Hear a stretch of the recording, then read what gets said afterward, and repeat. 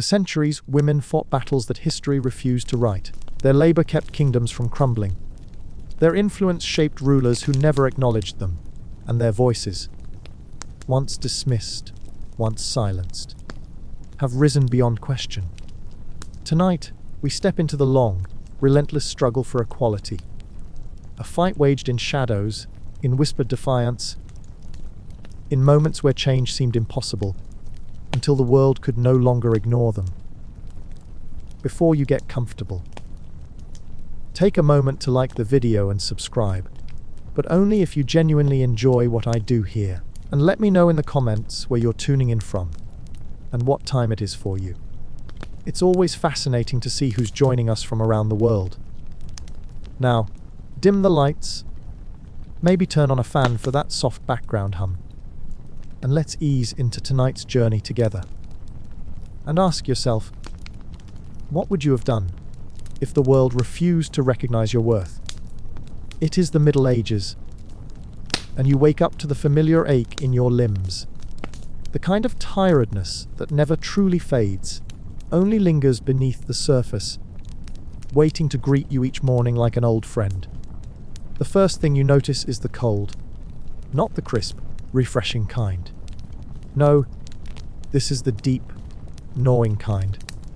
The kind that settles into your bones, reminds you that the fire went out hours ago, and whispers to you, get up. There is work to do, so you do, because you must. Your hands are already rough from yesterday's labor. The wooden shutters creak as you push them open, letting in the dull morning light, revealing a town that is already awake, already moving forward without you. The world does not pause for a woman, especially not one like you. The streets are thick with the scent of damp wool, burning tallow, and bread that does not belong to you. The merchants argue as they lay out their wares, baskets of grain, half-rotted onions, freshly slaughtered poultry that still carries the faint warmth of life. You keep your head low, because women who walk too boldly invite attention. And attention, as you know, is rarely good. The well is your first destination. The bucket is heavier than it should be, but complaints will get you nowhere. No one thanks you, no one notices. And as you pass another woman, equally tired, equally burdened, you exchange a glance, a silent understanding, a question left unspoken, because you both know that this is how it has always been. But perhaps it doesn't have to be. The streets do not care that you are tired. The well does not care that your hands ache. The hearth does not care that the firewood is heavy. Because this is work, and work belongs to women. You could list every task in a single breath. Kneading dough until your fingers sting. Stitching garments with needles so dull they barely pierce the fabric. Scrubbing floors until your back protests against the weight of effort. But no one listens to lists. No one listens at all. And they certainly do not thank you. The men in this town rise later than you do, stretching beneath thick blankets, groaning about the duties that await them. But their duties come with recognition. You hear it every day. Sir Roderick, the town's most unimpressive knight, is praised for winning a minor skirmish against a group of underfed bandits. The blacksmith, who has spent half the month drunk, receives nods of admiration simply for hammering something vaguely useful. Even the merchant, who charges double what his grain is worth, is spoken of with respect. But no one speaks of the woman who rises before the sun to bake the bread that feeds them. No one bows their head in gratitude toward the hands that wash their clothes, mend their wounds, raise their children. Because it is expected. It is assumed. It is so deeply ingrained in the rhythm of life that they do not think it is worth acknowledging. And perhaps that is the real insult, not the exhaustion, not the endlessness, but the fact that they do not even notice. The thought burns, slow, steady, impossible to ignore. Because when did this become normal? When did it become expected that you would rise before dawn, scrape flour from your fingers, haul buckets of water, bend yourself into exhaustion, without thanks? And more importantly, why has no one said anything? It starts as a quiet murmur, a passing complaint, a muttered frustration shared between women who know all too well what it means to be invisible. Then, something shifts. Not loudly, not obviously, but subtly, like a seed taking root in soil that has long been ignored. And soon, that murmur turns into something more. You are not the only one who notices. Not the only one who wonders. Not the only one who is tired. And perhaps, just perhaps, you are not the only one who wants to do something about it. The frustration has settled now, not as a passing thought, not as a fleeting irritation, but as something solid, real, permanent. You are tired. They are tired. The world demands everything from you. Your labor, your silence, your obedience, yet offers nothing in return. And so, in the quiet corners of the kitchen, in the stolen moments between duties, the murmurs begin to turn into something more. Not just complaints, plans. You are not foolish. You know how dangerous this is. Medieval women are not meant to gather, not meant to speak, not meant to challenge the unspoken laws that have governed them for centuries. But what if, for once, you did? What if all of you did? It starts small. It has to. A handful of whispered conversations. Half-baked ideas tossed into the air like flour that refuses to settle. What if we made them notice? One woman asks, shaking the flour from her apron, voice low enough that only those nearby can hear.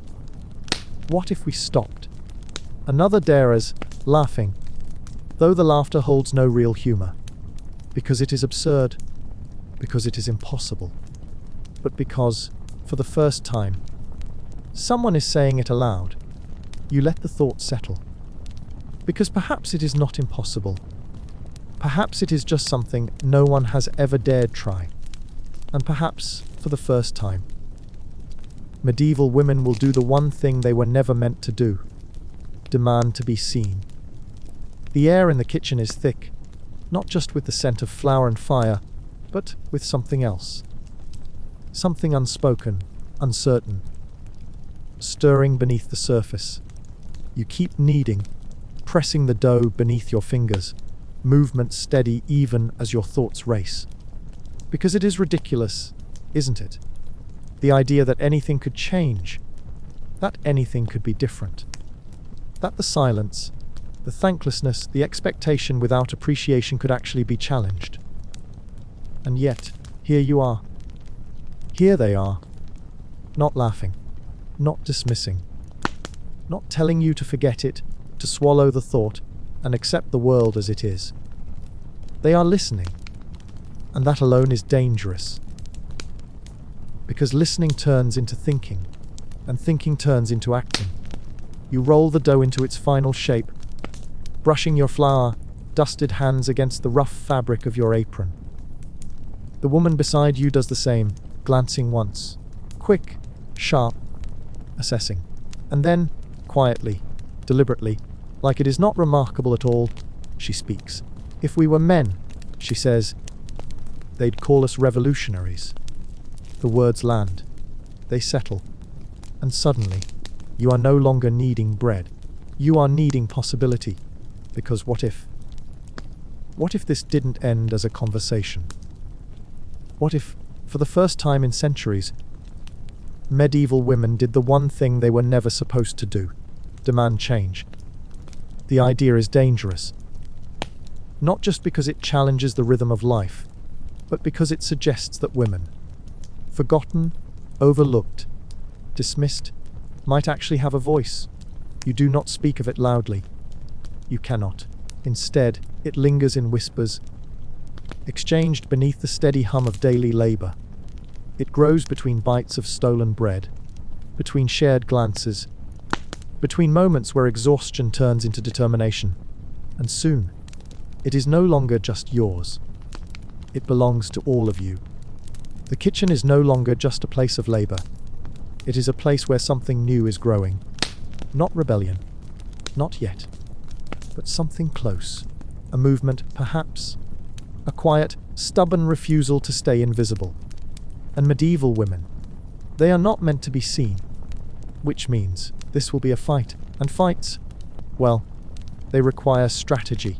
The fire crackles in the hearth, casting flickering light across flour, dusted hands and tired faces. The kitchen hums with quiet rhythm. Loaves rising, embers glowing, thoughts sharpening. Because now, this is not just a passing frustration. This is something else. Something dangerous. Something worth the risk. And as the woman beside you kneads the last of the dough, her movements more deliberate, her gaze more certain, she speaks again. If we stop, she says, they will notice.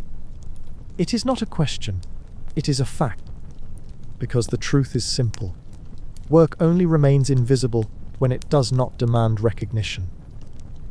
And medieval women have never demanded. But what if they did? You glance around, others are listening, others are thinking. And soon, others will act. Because this is no longer just an idea. It is a movement. And movements, even quiet ones, can shake the very foundations of history. The whisper of rebellion grows stronger. It moves through the kitchen like the heat from the hearth. Slow at first, subtle, but impossible to ignore. The women do not speak loudly. They cannot, but they do speak. And speaking is dangerous. Because now, this is no longer a thought. Now, this is a plan. The first step is simple. Make them notice. Because until now, no one has. No one has had to. The fire was always lit. The bread was always made. The clothes were always mended. The town functioned because women made it function. And because it has always been this way, no one has ever questioned it. But now, they will. Because now, for the first time, something will be missing.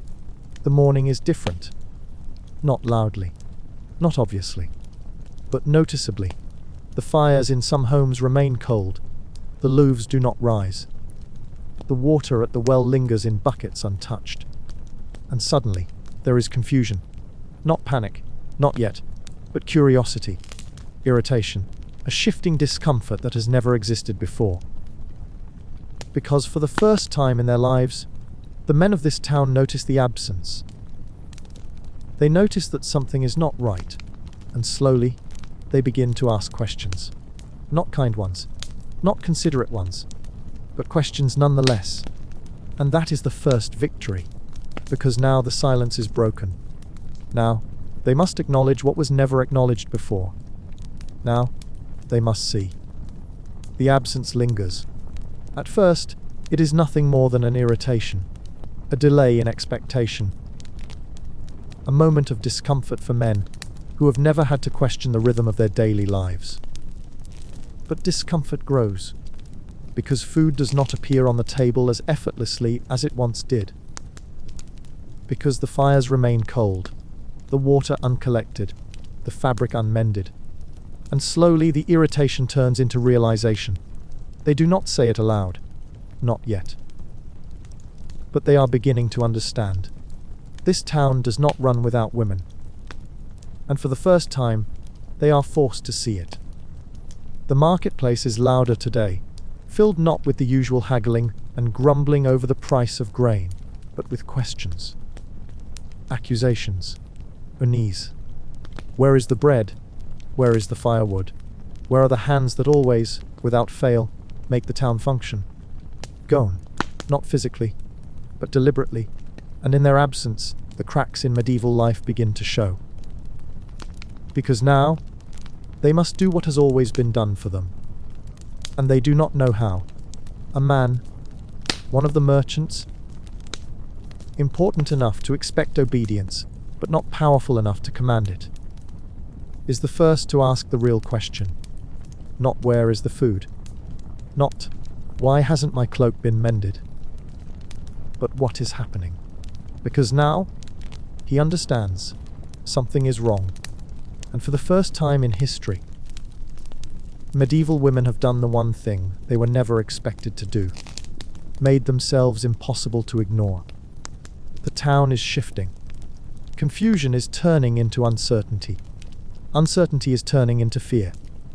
Because if this continues, if the absence remains, there is only one inevitable conclusion. Men will have to do the work themselves. And that, above all else, is unacceptable. The marketplace is chaos, not the usual chaos, the kind that comes from bartering, from dishonest merchants arguing over the price of grain, from townsfolk stepping over half, rotten vegetables discarded onto the mud-covered stone. No, this is different. This is the absence of certainty. Because nothing is where it should be. And suddenly, the men, the ones who never noticed, never questioned, never thanked, are beginning to realize what happens when women stop doing what they have always done. And the realization is horrifying. It starts with the bread, or rather, the lack of bread. Because bread does not simply appear, it is kneaded, shaped, left to rise, watched carefully before it meets the heat of the oven. But today there is none, and no one knows why. The baker, a man who has never in his life questioned why his shelves are always full, stares at the empty counter, confusion painted across his flour-dusted face. He is the first to panic, because his life depends on bread. And without the women who prepare the dough, there is nothing, and without bread, there is chaos. The second realization comes soon after. The well is full, but no one has brought water. Buckets sit untouched, the rope swaying slightly in the breeze, heavy with the weight of a world that is slowly unraveling. And suddenly, someone must step forward. Someone must do the work. And for the first time, that someone must be a man. The silence at the well is palpable. A group of men stand there, staring, at the buckets, at the rope, at the undeniable evidence of their own uselessness. None of them move. None of them know how. Because water has always appeared. Because someone else has always fetched it. Because they have never had to think about it before. But now, they must. A single man steps forward, not because he wants to, but because someone has to. And the moment his hands wrap around the rope, something shifts. The air is different. The world has changed. Because for the first time in medieval history, a man is doing women's work. And he hates every second of it. The moment the man lifts the bucket, everything changes. The weight of it surprises him. Too heavy, too awkward, too unfamiliar. He stumbles slightly, adjusting his grip, casting a quick glance around to see if anyone noticed. They did, and none of them are offering to help, because none of them know how, because none of them ever had to. The rope strains against the weight as he begins to pull, muscles tensing in protest. It is not easy. It never was. But he never knew that. Because until today, someone else did this. Someone else made it look effortless. Someone else never received thanks for it. And now he understands. But understanding is not the same as appreciation. Understanding is frustration. Understanding is resentment. Because how could something so simple be so difficult? How could something he never thought about require this much effort? And most importantly, how do women do this every day without complaint? The answer is simple. They do not complain because no one listens. They do not rest because no one allows them to. They do not hesitate because survival does not wait. And now, the men of this town are learning that firsthand. But they do not like it, not one bit. The bucket clangs against the stone rim, water sloshing over the sides, soaking the man's boots. He mutters something under his breath. Something bitter, something irritated, something dangerously close to acknowledgement. Because now, He knows what has always been invisible to him. And now, for the first time, he must face the truth. Without women's labor, medieval life collapses. The town is unraveling. Not instantly, not with riots or shouts, not yet. But slowly, steadily, unmistakably, the discomfort is everywhere now. The baker is still staring at his empty counter, running his flour, dusted hands over his chin, as if he can somehow knead a solution the way he needs dough. The merchants are shifting in their stalls, muttering about delays, eyeing their stock with growing unease, because no one is preparing their goods for sale. And the men at the well, they are struggling. More buckets have been lifted, more boots have been soaked, and with every spill, every slip, every muttered curse, the realization grows sharper, because this is not just frustration, it is humiliation. Humiliation in knowing that all this time, they thought themselves the backbone of society. And now they are realizing the truth. Women have carried this town on their backs, in their hands, beneath the weight of every task that kept it running. And now that burden is visible. Now it is theirs to carry, and they are failing miserably. The whispers have spread. The absence is undeniable. The panic is growing, because this cannot continue. Something must be done. The men must regain control. They must fix whatever this is, and their only solution: find the women, find them, convince them, force them. Do whatever it takes to make them return to their silent, thankless labor. Because this town cannot survive without them. And now, everyone knows it. The search for answers is chaos. Men storm through the town, voices tight with frustration, feet stomping through the mud, covered streets with a desperation they have never felt before. Because this cannot continue.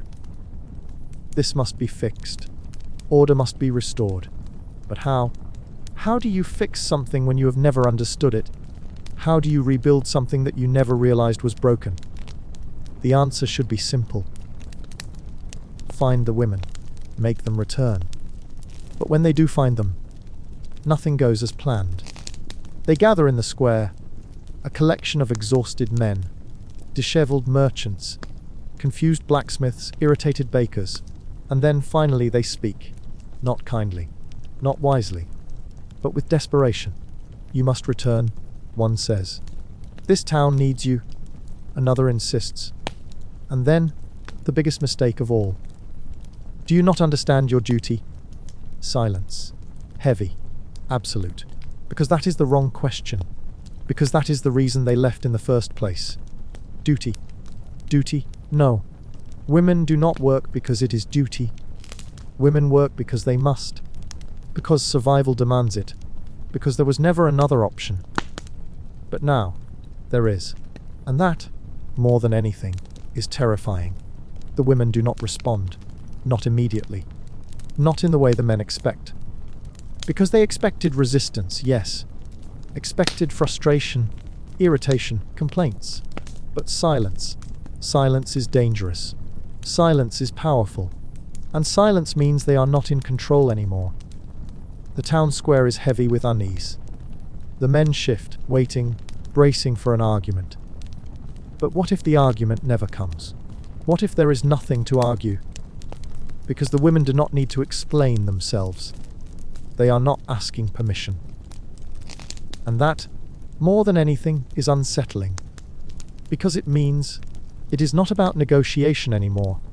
It is about demand. And demand is not something medieval women are supposed to have. The weight of realization presses against the men's shoulders. They understand now, but they do not know how to fix it. Because this is not just about returning to work. This is about recognition. This is about acknowledgement. This is about being seen. And the real question is, are they willing to give that? Because if they are not, this will not end today. And perhaps it will never end at all. The first meeting is a disaster. Not because the women don't care. Not because they aren't ready to fight. But because no one knows how to do this. Because planning rebellion is difficult.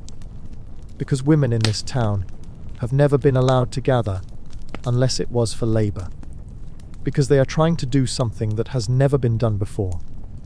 And because, unfortunately, some of them have very bad ideas. The argument begins immediately. We need a name. Someone insists. A name. Yes. A group name. A rebellion name. Something inspiring. This is met with mixed reactions. Some women nod because they agree. Some scoff because they think this is ridiculous. And some do not care. They just want results. The naming debate lasts far too long. Suggestions range from powerful to completely unhinged. We should be the unseen hands. No. Forged. What about the flower fighters? That's terrible. Is it? Yes. Meanwhile, actual planning struggles to begin. Because who leads? Who decides what happens next? And most importantly, how do they convince every woman in town to join them? Because resisting in small numbers is one thing, but if this is going to last, it needs to be big. And big movements require strategy, and strategy is where things begin to fall apart. Convincing women to join is not easy. Not because they don't believe in the cause. Not because they don't see the injustice, but because fear is stronger than frustration. Because change, real, lasting change, comes with consequences. And in the Middle Ages, consequences can be cruel. The first resistance comes immediately. Some women listen, nodding, shifting uncomfortably as they weigh the risk against the reward. Others, they dismiss it outright. This will pass, one mutters. They'll find new maids, another insists. But what if they don't? What if this moment is different? What if, for the first time, change is possible, but convincing them? That is another battle entirely, because hope is dangerous, and some women have spent their whole lives avoiding it. The conversations are quiet, careful, deliberate. In kitchens, behind marketplace stalls, beneath the cover of night, women whisper. Some are afraid. Some do not believe. Some want to fight but do not know how. And all of them ask the same question. What happens if we fail? What happens if they punish us for trying? And the only answer is uncertainty, because no one knows what comes next. But they do know what happens if they do nothing. And that, more than anything, is what convinces them. Because the world will not change unless they make it change. And now they are ready. Fear is the final hurdle. Not because the women do not believe in this movement. Not because they do not want change. But because they know the cost of failure. And in a world where women are punished for speaking out, failure is not just embarrassing, it is dangerous. So the meetings continue. The whispers grow louder. The plans grow sharper. Because if they are going to do this, they must do it right. The night before the first real stand is restless. Women gather in kitchens, behind the marketplace stalls, tucked away in corners where the men cannot hear. The discussion is heated, because there is no room for hesitation anymore. Some of them are still afraid. Some doubt. Some ask, again and again, what happens if they turn on us? The answer is the same every time. The only thing worse than risking everything is accepting nothing. Because if they do not act, nothing will change. And if nothing changes, then they will continue to live like ghosts in a world that demands their labor, but refuses to see them. So tonight is the final preparation. Because tomorrow is the beginning of something new. The morning is not normal, not like the last time, when their absence was a quiet, unsettling thing, a mystery for the men to solve. No. Today is different. Today They do not disappear. Today they stand. And for the first time in medieval history, the women are gathered in the town square, not because they are told to be, but because they choose to be. The moment the men see them, everything stops. The market stalls that usually buzz with chatter fall into an uneasy quiet. The blacksmith, mid-swing, lowers his hammer with a slow, uncertain hesitation. The baker, who has barely recovered from the disaster of trying to knead dough himself, stares, expression tight with something between disbelief and dread. Because this is not normal. Women do not gather like this. Women do not speak like this. Women do not stand together like this. And yet, here they are, silent, unshaken. And for the first time, they are not waiting to be addressed. They are demanding to be heard. The men do not know what to do. Some scoff, dismissing the gathering as nonsense, as a passing frustration, something fleeting that will collapse with the first real challenge. Others, they understand that this is different. Because this is not just a protest. This is a demand. And demands, especially ones made by women, are dangerous. Because they threaten the order of things. Because they suggest that what has always been might not last forever. And that idea, that possibility, is terrifying. The silence stretches. Then, finally, a voice breaks it. Not a man's, a woman's, and the first words of medieval rebellion. You see us now, don't you? The square is too quiet now, because there is no right response. Because the men know that whatever they say next, whatever they do next, will determine what happens from here. Because this is no longer about work. This is about power. And power does not change easily. The square is too quiet. Women stand shoulder to shoulder, their presence unmistakable, their silence deliberate. They are seen. And for the first time, they refuse to disappear. The men do not know how to respond. Some shift uncomfortably. Their faces tight with frustration, with uncertainty, because this is wrong. Not because women do not belong here. Not because they are unworthy. But because they were never meant to challenge the balance of power. And now they are. A man, one of influence, though not nearly as powerful as he believes himself to be, steps forward. His expression is calculated, a careful mask of authority meant to disguise the unease curdling beneath it. What is this? He asks, not unkindly, not gently, but tightly, cautiously. Because he understands something now. This is a moment that could shape everything, and what he says next could decide what comes after. The women exchange glances, and then one of them speaks. "We are here," she says, simply, sharply, without hesitation. The words land like a weight, pressing into the space between them. Because the message is clear. They are here, they exist, they matter, and they will not be ignored. The men react. Some scoff, some shift, some narrow their eyes in irritation. But none of them laugh. Because this is not something to be dismissed. Because this is dangerous. Because this is different. Another woman speaks, stronger now, bolder. "We work," she says. "Every day, without rest, without recognition. You know this. We know this. And we are tired." The words cut deeper than the first. Because they are undeniable. Because they are true. Because they demand acknowledgement. And acknowledgement is a power that has never belonged to them before.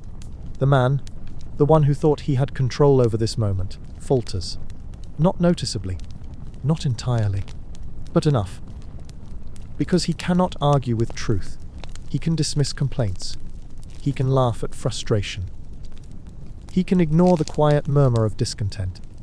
But this is undeniable. This is spoken aloud, in public, in front of everyone. And now, he must decide what to do with it. The pause stretches. Then, he exhales, shaking his head. "You are needed," he says. The town relies on you. It is meant to be an argument, a reminder, a reason to surrender. But he does not realize his mistake, because he has said exactly what they wanted him to say. A woman, one of the eldest among them, one who has seen far too much to be afraid of men who think themselves more important than they truly are, smiles. Not kindly, not crudely, but with understanding. Exactly, she says. And just like that, the argument shifts. The men have lost control of the conversation. Because now, the women know the truth. They are needed. They are vital. And that gives them power. Because now they can demand what was always denied to them. And now, the men must listen. The silence stretches again. But this time, it belongs to the women. And the men are waiting. Because they understand now, this will not end here.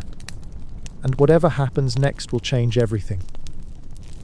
The power shift begins. The town square, once filled with the comfortable murmur of routine, is now charged with an unfamiliar tension. The women stand firm, unshaken, unyielding, unapologetic. And for the first time, the men realize what they have never admitted before. The town belongs to the women, not in ownership, not in title, but in function, in survival, in the invisible labor that has kept every hearth warm, every marketplace thriving, every home standing. And now, that labor is no longer invisible. The realization is heavy. It weighs on the men's shoulders in a way that is almost uncomfortable. Because until now, power has always been simple. Men command, women obey. That was the way of things, the natural order. But now that order is being questioned. And there is no easy way to silence the doubt. Because what if the world was never truly balanced? What if it was only ever tilted in one direction? What if this moment, this stand, is the first step towards something they cannot control? And what then? The first true clash begins. Not in screams, not in violence, but in something far more dangerous: negotiation. Because power does not relinquish itself willingly. It must be challenged, taken, fought for. And so, for the first time in history, medieval women demand their place at the table. And the men, they are forced to listen. The argument for control, the first words of resistance come sharply, carefully calculated. You are needed.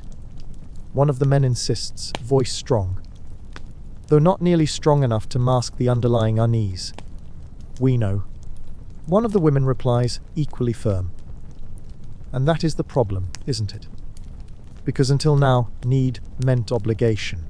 Need meant expected labor, expected silence, expected submission. But now it means power. And power means negotiation. The discussion unfolds like a battlefield disguised as diplomacy. The men argue for tradition. The women argue for change. The men speak of order, of duty, of the way things have always been. And the women, they speak of exhaustion, of injustice, of the reality that no one wanted to admit before today. Because without them, this town will crumble. And that is no longer just a possibility. It is a fact.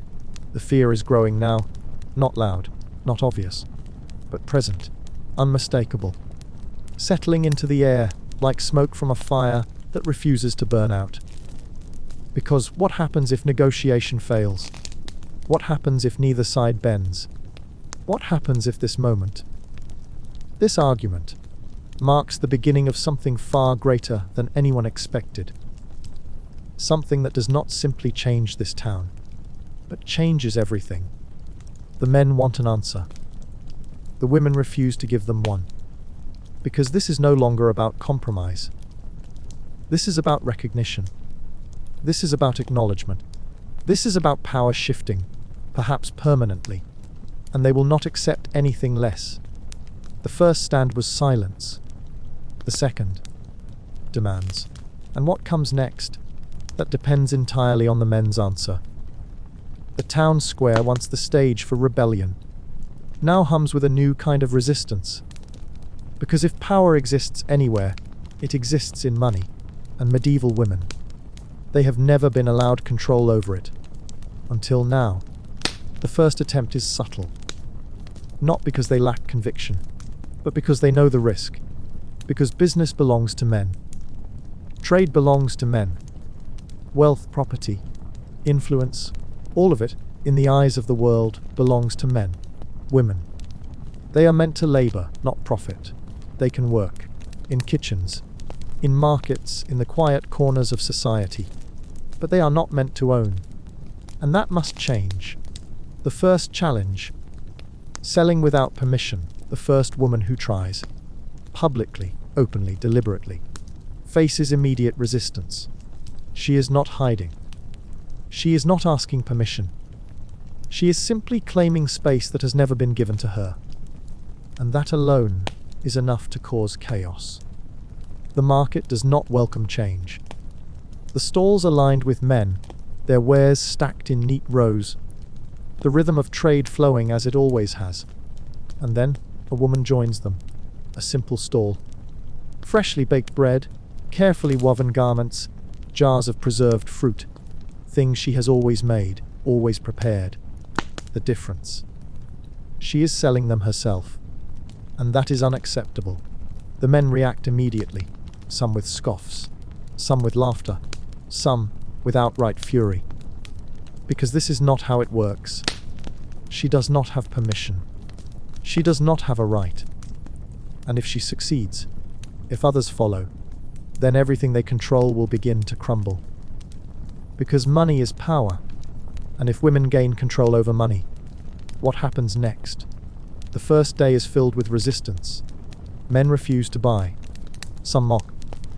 Some attempt to intimidate. Some demand she remove her stall. But she stands firm. Because this is not just about profit. This is about principle.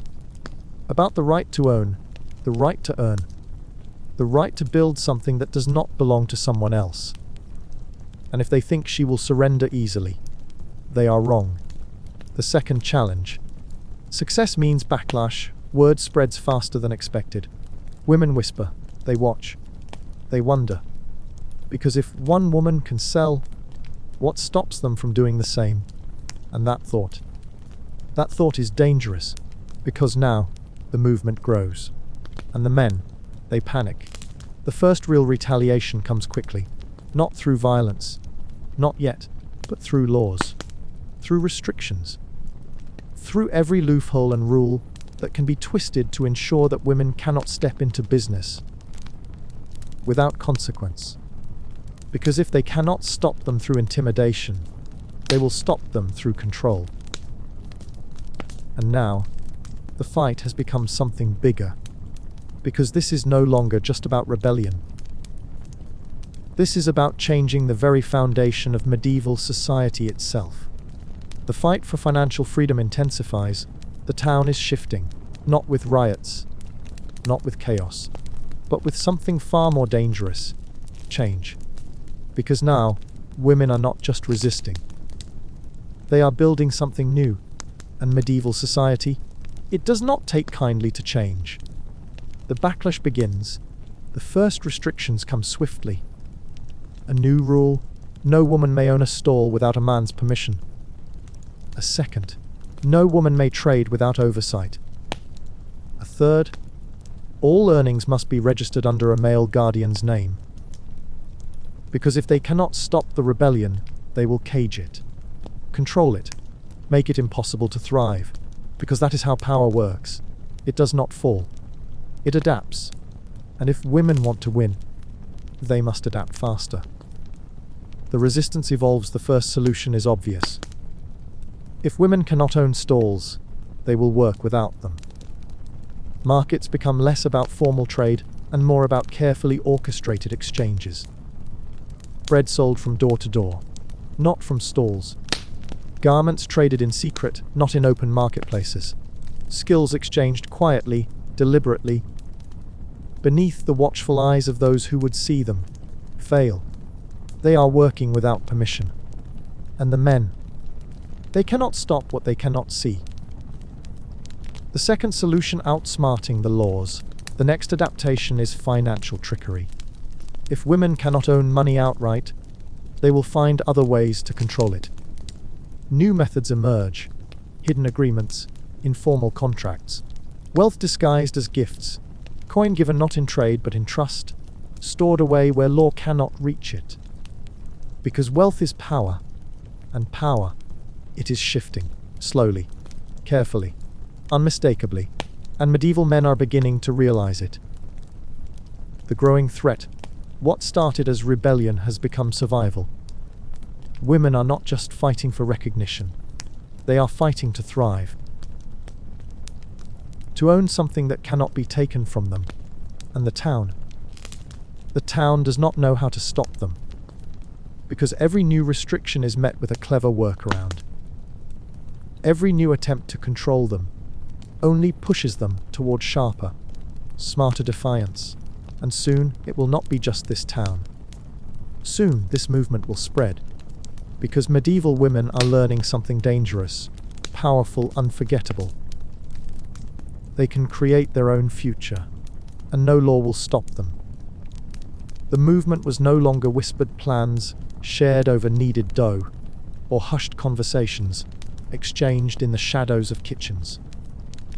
It had taken form, stretched beyond fleeting frustration, and settled into something undeniable. Women were no longer simply resisting unfair expectations. They were carving a path toward ownership, toward something that had never been granted to them before independence. The first attempts to control money had come in small, deliberate steps. Coins exchanged in secrecy, goods sold in hushed agreement, quiet partnerships formed where rules could not easily interfere. But the moment women tried to claim financial freedom openly, the backlash followed swiftly. Markets belonged to men. Trade belonged to men. Laws existed not to protect women's rights, but to ensure they remained dependent. A woman's earnings were never truly hers. If a widow inherited property, it could be seized. If a daughter worked alongside her father, her labor was acknowledged, but the profits belonged to him. And if a wife dared to profit from her own skills, it was only considered acceptable if her husband dictated the terms. But these women had already broken rules before, and they were not about to let laws stop them now. The first wave of resistance was met with dismissive scoffs. The second, true attempts to create independent businesses, was met with hostility. Stalls run by women were sabotaged, merchants refused to trade fairly, and men who once benefited from their labor suddenly insisted it was improper for women to own anything outright. None of this was unexpected. They had anticipated it, planned for it. But knowing what was coming did not make it less infuriating. They had spent their entire lives watching men earn wealth through labor they barely understood. Watching coin pass from hand to hand, never once resting in a woman's palm, unless it was for purchases dictated by someone else. Watching husbands control earnings from skills they did not possess.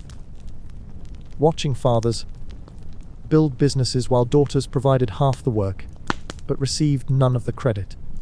And now, finally, they were claiming what had always been theirs. The strategy shifted quickly. When formal markets refused them space, they adapted, turning their homes into workshops, their quiet meetings into thriving underground trade. Some disguised their work as assistants for family businesses. Some leaned on secret agreements, women purchasing from women in ways the men could not track. Coin became something more than currency. It became a statement. When one woman stood firm, refusing to surrender her stall despite the town's protests, others followed. When a group of women pooled their earnings together, creating something that could rival men's trade, others whispered, planned, and slowly, steadily copied the idea. They did not need permission. They needed persistence. The laws tightened, but the movement spread faster than restrictions could be enforced. When authorities dictated that women could not sell openly, they found new ways to exchange goods. Hidden markets set up before dawn, deals made in coded phrases, agreements sealed with gestures rather than signatures. And yet, no matter how clever their resistance, the threat of consequence loomed. The men were watching. They were searching for ways to crush this movement before it grew beyond their control. Because financial independence was not just about money. It was about power. And power, once tasted, was not easily relinquished. They knew what came next. Retaliation was inevitable. There would be arrests, forced shutdowns, public shame thrown onto any woman who dared push too far. It would not happen all at once. It would not be immediate. But it would come slowly, deliberately, striking where it hurt most. Through fear, through reputation. Through the quiet destruction of lives that refused to conform. And when it did, they would have only two choices: surrender or fight. The town had settled into uneasy tension. The whisper of change had become too loud to ignore, too sharp to dismiss, and too persistent to silence. The women had stepped forward, not quietly, not cautiously, but deliberately. And in doing so, they had shattered the illusion that the world belonged solely to the men who governed it. This was no longer about rebellion. It was about survival. It was about ensuring that labor was not merely expected, but acknowledged. That ownership was not a privilege reserved for men, but a right earned through effort. That financial independence was not an anomaly but a necessity. But the men would not surrender easily. The markets were theirs, the laws were theirs, and the rules had been built to ensure they remained in control. The first restrictions had been expected. Stalls were shut down, fines imposed, accusations whispered of improper behavior. Some women were called reckless, others foolish, and some were warned that their actions would not be tolerated for much longer. And yet, they persisted. If stalls were shut down, they sold in secret. If fines were imposed, they traded without coin, exchanging goods instead of money. If accusations were whispered, they spread their own whispers, their own warnings, their own quiet promises that this fight was not ending. It was only growing. Money was power, but power had many forms. It lived in knowledge, in alliances, in the ability to adapt faster than those who sought to destroy them. The men tightened their grip on control, but the tighter they pulled, the more the movement slipped through their fingers, because the women had learned something dangerous. Survival did not require permission. Coins were stored away, hidden in fabric seams and beneath floorboards, placed in the hands of trusted allies who would guard them when laws forbade ownership. Transactions became layered in secrecy. Deals struck with nods instead of signatures. Wealth circulated where no one could see it. And when the men finally realized what was happening, when they saw that no amount of restrictions could undo what had already begun, it was too late. The town was changing, whether they approved of it or not. And the women who had once been overlooked, dismissed, forced into thankless labor, were no longer waiting to be seen. They were taking what was theirs, and this, more than anything, was just the beginning. The town breathed with quiet tension, the kind that settled deep into the bones of its people. Too heavy to ignore, the shift had begun. Not a sudden riot, not chaos in the streets, but something far more dangerous. A slow, deliberate unraveling of everything that had once been certain. Women, who had spent lifetimes bent beneath the weight of expectation, now walked taller. Their movements carried purpose. Their voices no longer softened out of habit. no longer bent to the will of men who had spent centuries pretending not to hear them. The markets, once governed entirely by men, now had new hands in the mix. Not permitted, not welcomed, but present. And presence alone was enough to shake the foundation of power. Coins exchanged in quiet defiance, passed from palm to palm with the sharp understanding that this moment was history being rewritten. But power does not fall easily. It does not surrender without retaliation. And retaliation, when it finally came, was sharp, calculated, designed not to strike all at once, but to erode resistance piece by piece. A new law, a new fine. A whispered warning passed through stiff-faced men who had once ignored these women entirely, but now could not afford to overlook them. It did not stop them. Because survival did not wait for permission. Because rebellion did not end with a single fight. Because medieval women had learned the most dangerous lesson of all. Once you take power into your own hands, you can never be forced to give it back. The movement did not crumble. It grew, stronger, sharper, unstoppable. And for the first time in history, women were not asking to be seen. They were forcing the world to look. The weight of rebellion was heavy. But for the mothers, it was heavier still. Because resistance was not just about labor. Not just about coin, or fairness, or recognition. It was about survival. And survival was something mothers understood better than anyone. There was no guide for this, no blueprint for how to fight injustice while raising children in a world built to keep them quiet. The risks were real. If the movement failed, if retaliation struck hard enough, it would not just be the women who suffered. It would be their families, their children. And that, more than anything, was terrifying. Because fighting for change was one thing, but protecting their own, that was something else entirely. Some said it was too dangerous. That the fight belonged to women who could afford to take risks, to those who had less to lose, fewer mouths depending on them. But that was impossible, because if they wanted a better future, the fight could not wait. It could not be postponed until their children were grown, until the next generation was old enough to carry the burden themselves. Change had to happen now, for them, for their daughters, for every woman who deserved something more than a life spent in quiet sacrifice. The first steps were cautious. Mothers hid their involvement, working in secrecy, ensuring their children remained untouched by the dangers of rebellion.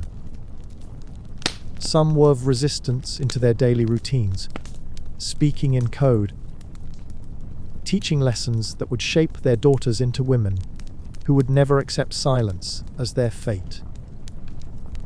Others balanced the impossible, raising children by day, fighting for change by night, surviving on exhaustion and sheer determination. It was not easy, but motherhood had never been easy, and this was just another battle, one they refused to lose. There was no pause, no moment of hesitation left in the movement. What had once been quiet resistance, whispered through flour, dusted lips, and stitched into the seams of daily survival, had become something far greater. It had become action. And for the mothers, it had become war. Not the kind fought with swords or shields, but the kind waged in kitchens, in markets, in homes where children sat at their feet, listening to words no generation before them had dared speak aloud. It was exhausting, balancing rebellion with motherhood, carrying the weight of change, while still tending to the demands of life that did not stop simply because the world had begun to shift. Some nights were spent in secret meetings, discussing strategy in hurried, hushed tones, praying their children would sleep soundly enough not to overhear their plans. Other nights were spent tracing the soft curls of their daughter's hair, holding them close, wondering if the world would be different by the time they were grown. Would they have the freedom their mothers were fighting for? Or would they inherit the same burdens, the same silent labor, the same expectation to endure without question? The uncertainty was unbearable. But surrender was worse. A choice had to be made, one that no mother should ever have to make. Would they fight loudly, openly, risking not just themselves, but their families? Or would they continue in secrecy, ensuring their daughters grew up in a world where their mothers were never recognized, never thanked, never seen as more than servants to the life they had built? There was no right answer, only sacrifice. One way or another, something would be lost.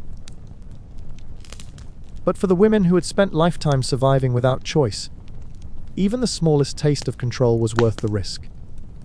And so, they pushed forward. The movement grew sharper now, more calculated. Not reckless, not desperate, but deliberate. Every action was planned with precision, every word spoken with care. Because one mistake, one misstep, could unravel everything. The men had already tightened their grip, already begun their retaliation. New restrictions were put into place, harsher punishments threatened. But still, the women fought. Because failure meant more than losing their businesses, more than losing their coin. Failure meant losing their future. Losing their daughters to the same fate they had suffered. The same silent struggles. The same weight of a world that refused to acknowledge their worth. And that was something they refused to allow. The next phase was more dangerous than any before it. Not because it required more secrecy or more strategy, but because it required more trust. Trust in one another. Trust that the women standing beside them would not falter. Trust that they would not break under the pressure, that they would not collapse when the weight of their actions became too much to bear. Because motherhood was not just about raising children. It was about protecting them. And rebellion had put that protection at risk. The first real consequence struck harder than expected. A woman, one of the most outspoken, one of the strongest, was punished. Not with violence. Not yet, but with something far worse. Her business was stripped from her, her coin stolen, her name ruined. And suddenly the warning was clear. This was not just about trade, not just about independence. This was personal. This was a war, and the next strike could come for any of them. Their homes, their children, their very right to exist without submission. But fear could not win. Not now. Not when they had already come so far. So they adapted, again, quietly, carefully, unstoppably, because survival had always been their strength, and now, survival had become their greatest weapon. The weight of labor settled into the bones of every woman in the town. It was not simply the act of working. It was the unending expectation. The quiet demand that their hands never be still, that their efforts remain unseen, unnoticed, unappreciated. Men spoke of duty as though it was something shared, as though women's work was something light, something simple, something that could be done without complaint, because it was simply expected. But they did not understand the exhaustion, the relentless repetition, the way survival itself was a task that never allowed them to rest. A woman's job was never just one thing. It was the care of children, the tending of the home, the preparation of food, the mending of clothes, the quiet, thankless labor that kept life running. It was the labor that was never acknowledged, never compensated, never given the weight it truly carried. And when the rebellion began, when the women stepped forward and refused to let their work remain invisible, the world resisted. The first challenge was convincing the men that their labor was not easy, that it was not merely instinct, not something they did without thought, without skill, without endless effort. That every meal prepared, every garment woven, every trade bartered was done with precision, with knowledge, with years of practice and experience. The men argued, dismissed, scoffed. If it was difficult, why have you done it so easily for years? They asked. And that, more than anything, was what the women refused to tolerate any longer. Because survival was not easy. Submission was not easy. Suffering in silence was not easy, and they would not let it continue. The backlash was immediate. Not with violence, not yet, but with control. Restrictions tightened, laws sharpened.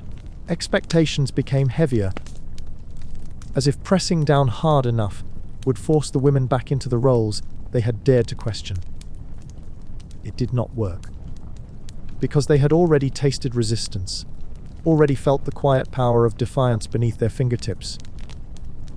And now, returning was impossible. The fight was not just about labor anymore. It was about recognition. It was about fairness. It was about ensuring that no woman, no daughter, no mother, no widow, would ever be trapped in the same cycle of silent suffering again. And that battle, it would not be won easily. The exhaustion deepened. Days stretched longer, nights shortened. Women balanced resistance with survival, their hands working even as their minds fought for change. Some still feared the consequences. Some had already faced them. And some refused to be pushed back into silence, even if it meant carrying an impossible weight, because the truth was simple. Labor was difficult. But the fight for freedom, it was harder, and that, more than anything, was worth it. The work was never simple, not before the rebellion, not now, and certainly not after the fight had begun. To carve deep wounds into the fabric of their daily lives. The hands that once moved effortlessly through the motions of labor now carried something heavier, something sharper. They carried resistance, and that weight, it did not lessen, it did not falter. It did not allow for easy answers or quiet victories, because change was not swift. Change was a battle, and battles, especially those fought without swords, were long, brutal, relentless. And so, the work continued. The women understood this better than anyone. There was no pause. No moment where the movement could step back, breathe, exist without consequence. Because the men had begun to adjust. They had begun to recognize that the world would not shift back to its original state without force. And force, that was their next answer. The retaliation came subtly at first. Businesses suffered, taxes imposed, fines handed out, restrictions tightening like rope around their throats. Some women found themselves suddenly forbidden from selling. Others were watched, followed, investigated for reasons that had never applied before. Because if they could not frighten them into submission, they could certainly make survival unbearable. And that was a strategy as old as time. But survival was not something medieval women struggled with. It was something they perfected. They had carried it on their backs for generations, had built their lives upon its foundation, had crafted entire ways of living that relied not on comfort, but on endurance. So when the restrictions hit, when the men tightened their grip, the women did what they had always done. They adapted. Stalls became mobile. Trade became silent, unspoken, wrapped in coded words and exchanged glances. Coin moved from hand to hand in places where no one could trace it, where no law could touch it. It did not stop the struggle. It did not erase the danger, but it kept them moving, kept them breathing, kept them fighting. Because the battle was no longer just about them. It was about their daughters.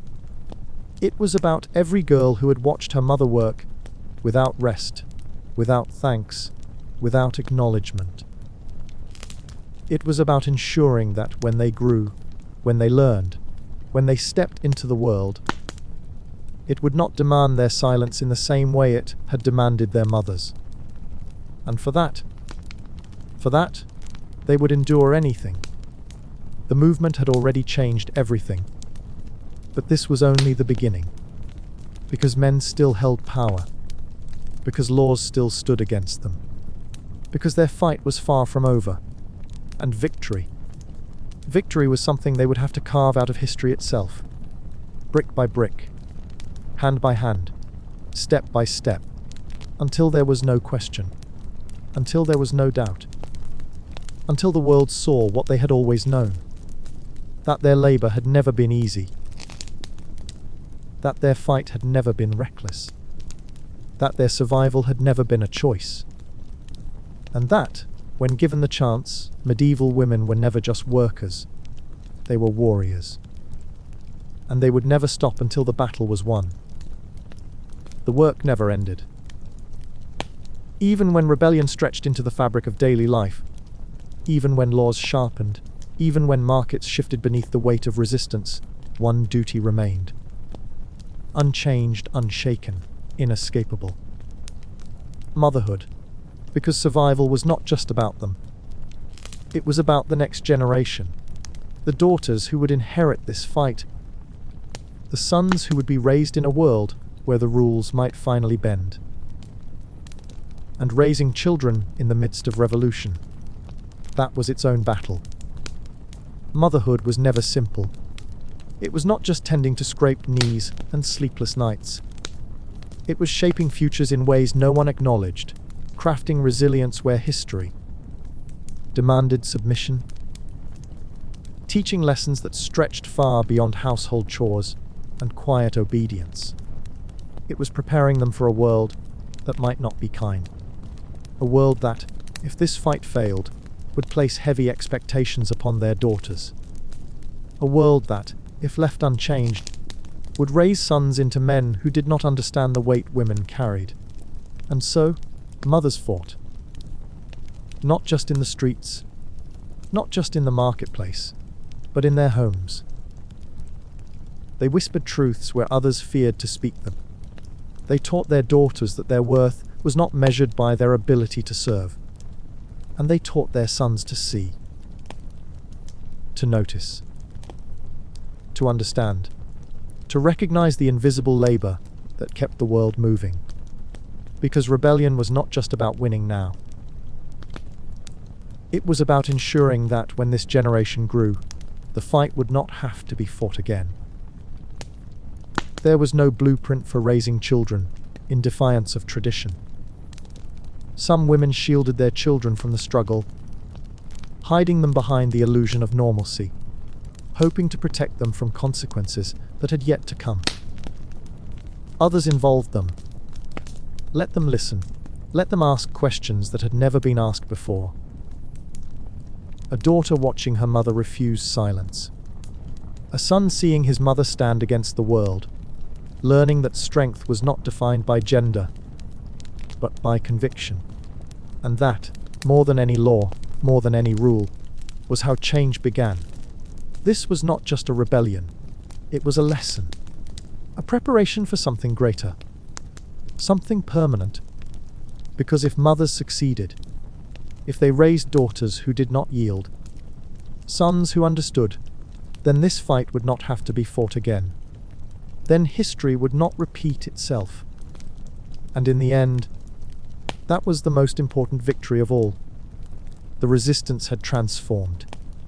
It was no longer just frustration, no longer just whispered conversations in kitchens and behind market stalls. It was movement. It was momentum. It was something that could no longer be ignored. The women had shattered expectation. They had forced the town to see what had always been hidden. Labor, survival, endurance. And now, as the fight stretched further, as each day brought new challenges, new retaliations, new strategies for defiance, the men began to realize something terrifying. This was not a moment, it was a reckoning. The retaliation sharpened. Rules were enforced with brutal precision. Markets were closed to any woman suspected of rebellion. Goods were seized without warning. Coin was stripped away under false accusations, under the claim that their profits had never truly been theirs to begin with. And yet, none of it stopped them. Because medieval women had spent lifetimes adapting, surviving beneath restrictions designed to keep them in place. And if survival meant finding new ways to trade, new ways to earn, new ways to move beyond the grasp of laws written against them, then so be it. They would not be crushed. Not now. Not ever. The movement evolved. It spread beyond trade, beyond coin, beyond the walls of their homes. Because if the men thought they could win by taking away their businesses, they had underestimated them entirely. Women began to teach one another, not just skills, but knowledge. How to navigate markets without being seen. How to barter without coin, using goods, favors, secrets instead. How to build networks that existed beyond law, beyond restriction, beyond the watchful eyes of those who sought to stop them. They had created something unstoppable. And the town, the men who had once ruled it without question, were beginning to fear what came next. Because if power could shift once, if it could tilt even slightly in a direction never seen before, what would stop it from tilting further? What would stop it from changing permanently? What would stop the women from taking everything? Fear was a powerful weapon, and the men wielded it with ruthless precision. Warnings turned into threats. Threats turned into punishments. Some women disappeared, forced into silence, into exile, into consequences that left scars deeper than any law could inflict. But fear had its limits, and the women had already moved beyond it. Because once you see the possibility of freedom, once you taste even a fraction of what could be, it is impossible to turn back. And they had no intention of turning back. The final stand was coming. Not a battle, not a war, but something worse, something sharper, something that would decide everything. A choice, a demand, a moment where the women would step forward, not in secrecy, not in whispered defiance, but openly unshaken, undeniable. And when that moment came, the men would have only two options: accept the world as it was changing, or try to break it completely. And that choice would change history forever. It begins as an experiment.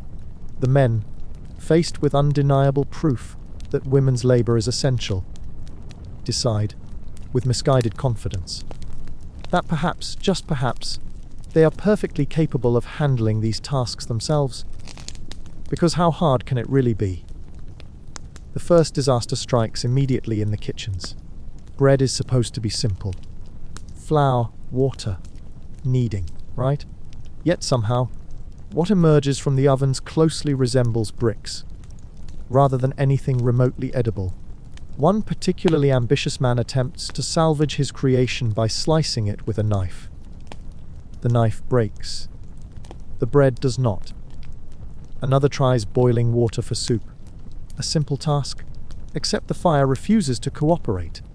Why won't it light? He complains. A woman, barely suppressing laughter, gestures to the pile of soaking wet logs he gathered this morning. He stares at them, then at the cold pot, then at the logs again. Well, he mutters, that's unfortunate. The household chores fare no better. Laundry should be straightforward. Soap, scrub, rinse. Yet somehow instead of clean clothing, several garments emerge smaller than before, mysteriously shrunk beyond recognition. One man stares in horror at the once finely tailored tunic that now barely fits a child. He holds it up in disbelief. What happened? You boiled it, comes the flat response. Another stares down at the wet clothing he has laid outside to dry, only for a gust of wind to carry them far beyond retrieval. He sighs. Well, they're clean. Just missing. The children, once effortlessly managed by their mothers, are now an unstoppable force of chaos.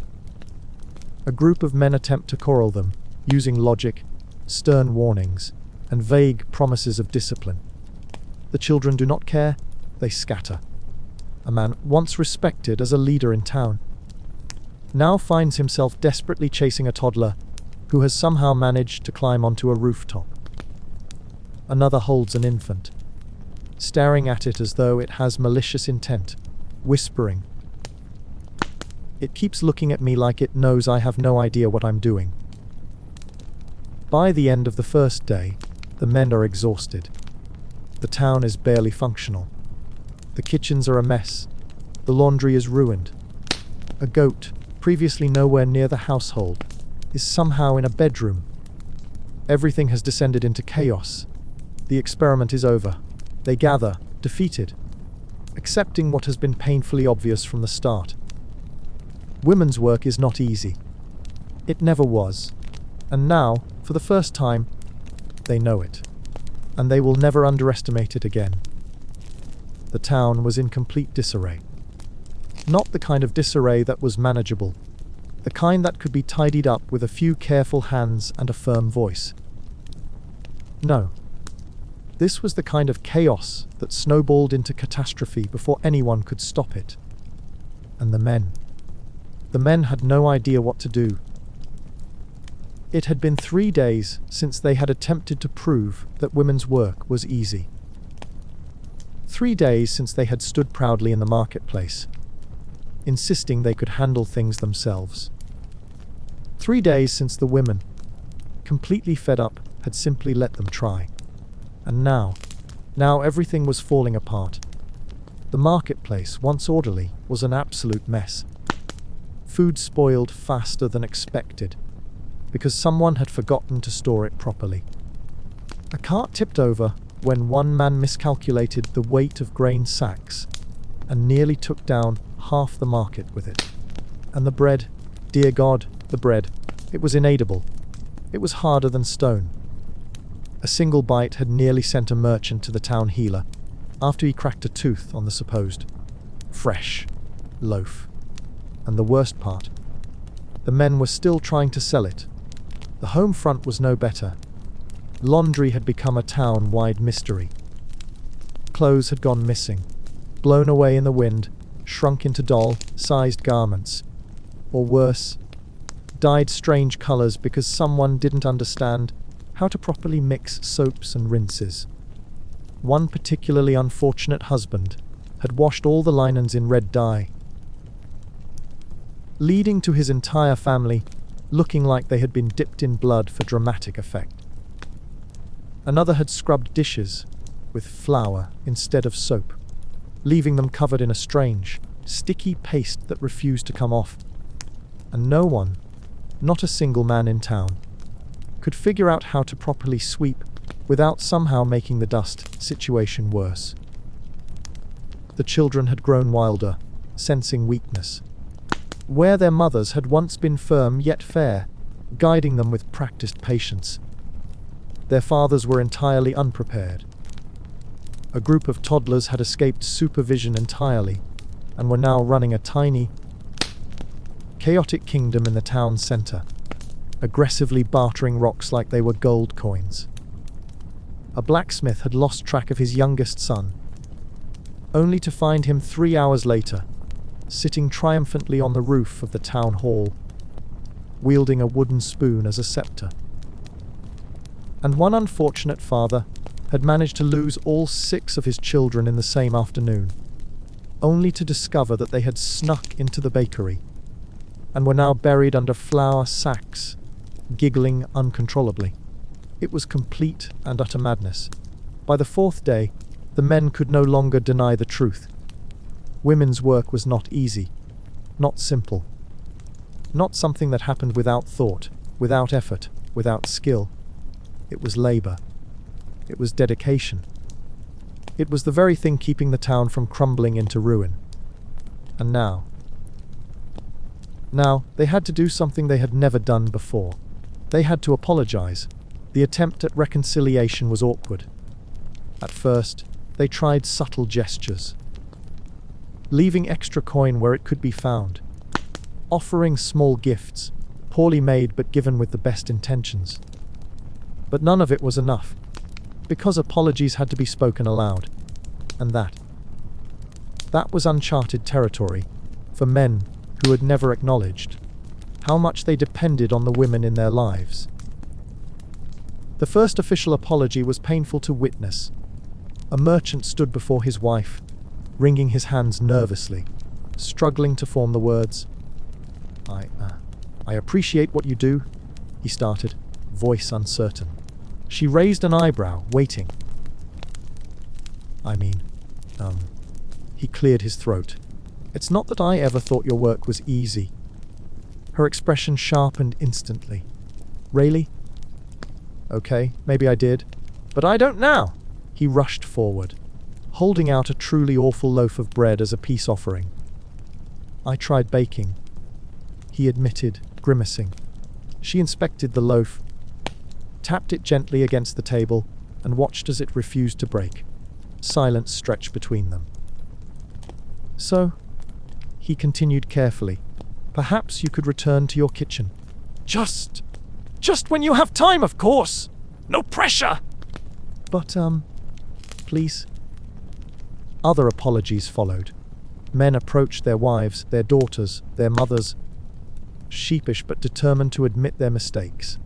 Some were dramatic, filled with excessive flourishes and grand promises to never question women's labor again.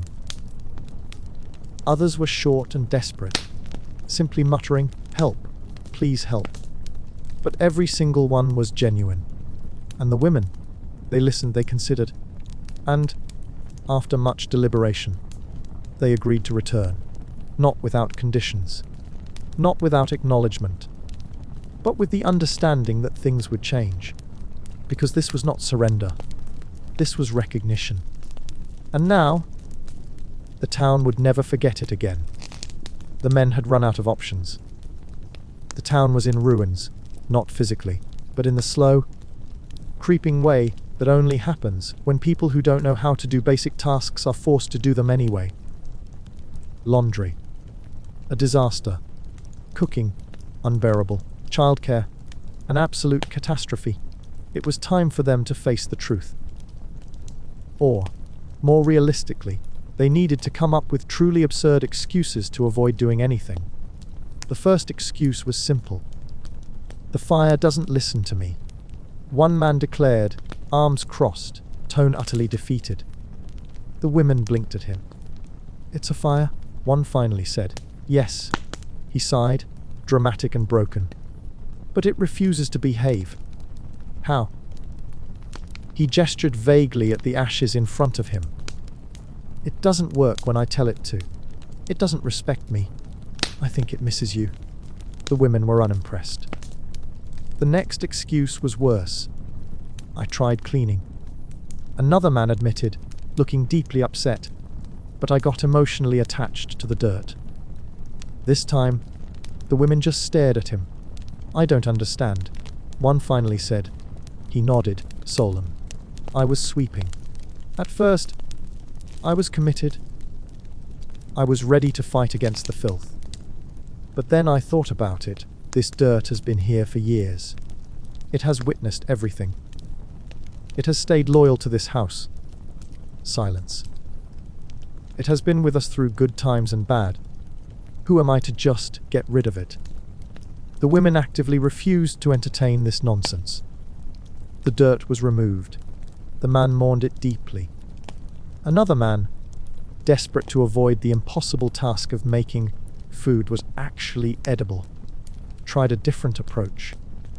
I cannot cook, he admitted, gripping the edge of a table like the statement physically hurt him. Oh, we know, his wife replied flatly. But I really cannot cook, he insisted, leaning in like this was a grave secret. She raised an eyebrow. How hard did you actually try?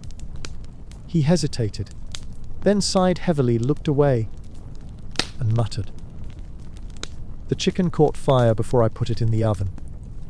She closed her eyes in sheer pain. How? I don't know, he admitted, genuinely baffled, but I think it was an omen. I think it means I was never supposed to cook at all. Another truly unfortunate father, tasked with watching his children, resorted to the classic excuse of pretending things had simply vanished before he could be responsible for them. The baby disappeared, he announced dramatically. The women were instantly alarmed. I looked away for a second and now it's gone. The panic was immediate, only for the women to quickly find the baby, sitting under the table, chewing on a piece of bread. You didn't even look down? He shrugged. I assumed it had vanished. Babies move fast. I panicked. By the end of the sixth ridiculous excuse, the women had lost all patience. No more, one declared. The men looked mildly concerned. From now on, if you make a single excuse, you will receive an even worse punishment. What punishment? A particularly nervous husband asked. You will do double the work. The men looked horrified. Silence stretched between them. What if the broom doesn't listen to me? It doesn't talk. Sweep. What if the laundry fights back? It won't. Wash it. What if? No. From that day forward, excuses were banned. It didn't stop the groaning, dramatic complaints, and occasional whispered theories that household objects were conspiring against them. But it did ensure that work finally got done. And when the town finally returned to order, the women smiled to themselves, content in the knowledge that their husbands would never underestimate their labor again. The men had learned their lesson, or, at the very least, they believed they had. The town was slowly returning to order, the chaos of failed housework disasters fading as women reclaimed their rightful control over daily survival. But now, the men wanted to prove they had changed, and their plan, overcorrect everything, which, as it turns out, was just as bad as when they did nothing at all. The first attempt at showing their newfound appreciation for women's work came in the form of unnecessary enthusiasm. Every time a woman completed a simple household task, a man would appear out of nowhere to loudly congratulate her. Washing dishes. OW. Look at that technique! Incredible work! Sweeping the floor. I had no idea sweeping required this much precision. What an inspiration! To one particularly dramatic husband tried clapping every time his wife folded laundry, which resulted in her nearly throwing a shirt at his head. Then came the misguided efforts at helping. After realizing just how much work women did, several men decided to assist in any way possible. It sounded great in theory. In execution, it was an absolute mess. One husband attempted to bake bread to lighten his wife's workload. Except, instead of adding flour, he accidentally used salt, a lot of salt. So much salt that one bite could single-handedly dehydrate a grown man for days. Another man, determined to help with laundry, managed to wash every single item inside out, which meant all the embroidery and patterns were mysteriously missing when everything dried. One overly ambitious father attempted to help dress his children for the day, only to accidentally swap their outfits, leaving his youngest son in a dress and his daughter in a shirt so oversized she looked like a wandering monk. And then there were the grand gestures. Because some men, still racked with guilt over years of ignoring their wives' labor, decided to go above and beyond to prove they understood now. Unfortunately, above and beyond meant executing ideas that were incredibly, ridiculously impractical. One husband tried to build an enormous wooden monument in honor of his wife's work, only to accidentally block the town's main road in the process. Another attempted to gift his wife a cart full of flowers, which would have been thoughtful if he hadn't forgotten that she was allergic to half of them. And the worst offense? A well-meaning husband gathered several men to sing a terribly written song about women's labor, which included such lyrical masterpieces as, "Oh, the sweeping, the washing, the way you hold a spoon. We never saw it clearly, but now we sing this tune. It was painful. It was embarrassing. It was so bad that several women actively walked away before the second verse began. Eventually, the women had to intervene. Because while the enthusiasm was sweet, the constant nonsense was becoming unbearable. "Stop congratulating me for sweeping," one declared. "Stop trying to help if you don't know how," another added. "Definitely stop singing," a third warned. The men nodded obediently, clearly relieved. With the dramatics finally put to rest, the town settled back into something resembling normalcy. And while the men would never fully grasp the depth of women's labor, they understood enough now. Enough to respect it. Enough to never challenge it again. Enough to know that without women, they were entirely and hopelessly doomed. Which, honestly, was a victory in itself. The town had reached an equilibrium. One that was chaotic yet functional, exhausting yet strangely satisfying. The men, having utterly failed at taking over women's labor, had finally come to terms with reality. They were not built for this. Women's work was not something that happened effortlessly, nor was it something they could master in a matter of days. It was complex, demanding, and utterly necessary for the world to function. And now, they understood that their wives, mothers, and daughters had been holding society together, while they took credit for the results. And yet, despite this revelation, despite their newfound appreciation for women's work, there was still one undeniable truth hanging over their heads. Women still didn't have power. Not officially, anyway, because medieval kings, the ultimate rulers of all, had never treated women as equals. And if the men of a small town had struggled to understand the importance of women, kings, the most powerful men in the land, were on an entirely different level of dismissal, which, frankly, was the next big problem. The realization was bitter. The town had changed. The men had accepted their dependence on women. And yet, beyond their small corner of the world, power was still untouched. Because kings, the men who held ultimate authority, had never treated women as equals. And for all the progress made in kitchens, marketplaces, and homes, one simple fact remained. If medieval rulers refused to acknowledge the importance of women, then no amount of local rebellion would ever shift the balance of history.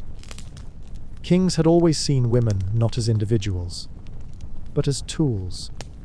Marriage was never about love. It was about alliances, about land, about the strategic benefits of binding two families together. Queens were rarely seen as rulers in their own right. They were valuable if they produced heirs, expendable if they didn't, and entirely replaceable if a king decided he wanted someone else. And peasant women, well, they were barely acknowledged at all. Unless, of course, they were needed for more labor, more taxes, or more sacrifices in wars that never benefited them. The difference between a common man and a king was entitlement. Most men in the town had come to respect women's labor when faced with their own failures. Kings, however, never failed. Not publicly. Anyway, their mistakes were blamed on advisors, foreign threats, bad weather, or, if all else failed, on the women themselves. And the worst part, history recorded it exactly as they wanted it. Women's contributions were pushed to the background, their influence hidden beneath the grand stories of kings who took credit for victories they never fought for. But history is a funny thing. Because for every king who dismissed a woman's value, there was a queen, a noblewoman, or even a peasant who worked quietly behind the scenes, ensuring the world didn't collapse under their rule. For every ruler who ignored women's labor, there was a wife making impossible diplomatic decisions, a daughter manipulating court alliances, a mother whispering advice to a son who would someday claim the throne. Kings might have believed they ruled alone, but the truth was far more interesting than history ever admitted. The truth about medieval kings. They were stubborn, entitled, and often convinced that the world revolved solely around them. And when it came to women, well, that was a whole different disaster. Because medieval rulers had no interest in treating women as equals. Not in politics, not in marriage, not even in basic survival. They saw women as tools. Tools for alliances, heirs, and carefully orchestrated political moves. And if a woman ever tried to prove she was capable of ruling in her own right, that was a direct threat. Queens were political pieces, not partners. Marriage wasn't about romance. It was about strategy. Every royal wedding was a carefully calculated move meant to secure land, prevent wars, or strengthen family power. And once the vows were spoken, a queen had only two acceptable roles: produce, heirs, stay quiet. If she failed to do either, she was replaceable. Some queens vanished under suspicious circumstances. Others were exiled, stripped of titles, or tossed into convents where they could cause no further trouble. And the truly unfortunate ones, they were executed. Because if a king was dissatisfied, history showed that divorce was a messy business. But beheading was much more efficient. Women were expected to influence politics quietly, or not at all. Some queens were clever enough to carve out power in a male-dominated court, but it was always a gamble. Eleanor of Aquitaine, a force to be reckoned with. She ruled lands, led armies, and refused to be overshadowed. But others, they were sidelined, forgotten, ignored. And if a woman was too intelligent, too outspoken, or too ambitious, she could quickly find herself pushed out of court entirely. Because kings did not like being challenged, especially not by their wives. Peasant women had it even worse. Royal women had at least some influence. But what about the women who weren't born into wealth? They had no political voice at all. They worked tirelessly, managing homes, raising children, and ensuring society didn't collapse. And yet, they were rarely acknowledged, except when kings decided they needed more soldiers, which meant their sons were taken, more taxes, which meant their families starved, and more workers, which meant they labored endlessly. Women held the world together. But kings never saw them as anything more than subjects to rule over. And they certainly never saw them as people who deserved equal rights. But here's the funny thing about power: kings thought they controlled everything. But behind the scenes, women were making moves that history didn't always record. Queens manipulated alliances. Mothers advised their ruling sons. Daughters charmed foreign courts into submission. And even peasant women. They found ways to shape the world, despite being officially ignored. Because while kings ruled publicly, women ruled quietly. And sometimes, that was far more dangerous. The world of medieval kings was built on power, tradition, and the unwavering belief that their rule was absolute. They commanded armies, dictated laws, and controlled the fate of their kingdoms with decisions that could shape generations. Yet in their castles, behind the grandeur of thrones and elaborate ceremonies, there was an unspoken reality. Women were present, vital, and often far more influential than history cared to admit. To most kings, women were tools. They were necessary for securing alliances, producing heirs, and maintaining the appearance of stability within the court. A queen's value was judged not by her intelligence, her diplomacy, or her ability to rule, but by her ability to bear sons.